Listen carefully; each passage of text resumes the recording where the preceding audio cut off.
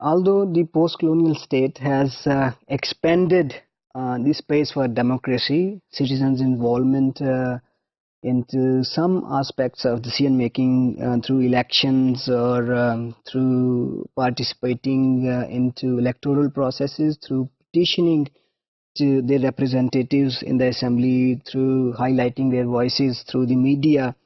But large scale exclusions continue to remain the dominant feature of policy making in Pakistan, just like the colonial period. If we see, for example, which issues public policy actually don't take up, we will see that public policy is silent about many issues such as democracy within the family institution.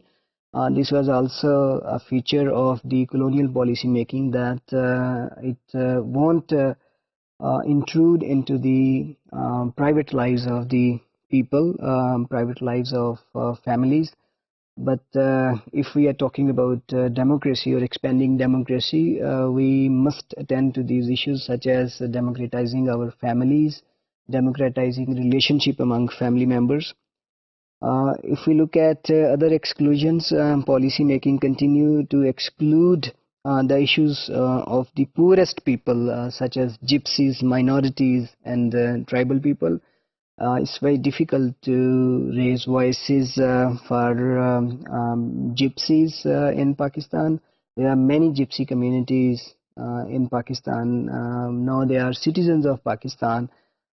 They should be provided citizenship rights and citizenship benefits, but uh, they still remain outside the lens of policymakers. Similarly, there are many kinds of minorities in Pakistan whose rights are not being addressed through policy instruments. Tribal people in many ways continue to be deprived from participating into decision making and taking benefit of state policies. Similarly, if you look at other exclusions, the policy making processes, they suppress the voices of scavengers and sanitary workers. This is just an example, but there are many other types of people whose voices are actually not attended to in policy making or picking up policy issues. For example, there are conductors, there are home-based workers, cleaners at bus stops. There are workers in railway. There are street vendors.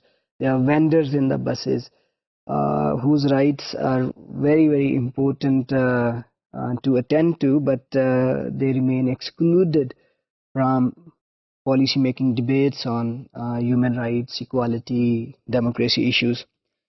And there are certain complaints from many quarters in Pakistan that the policy making processes, they deny equal citizenship rights to the cultural minorities such as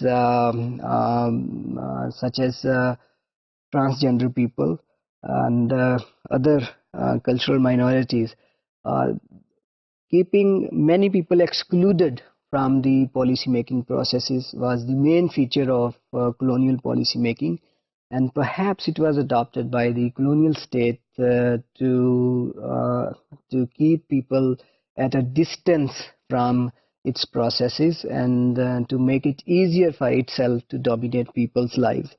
And the many influences of that tradition continue to work in post-colonial Pakistan.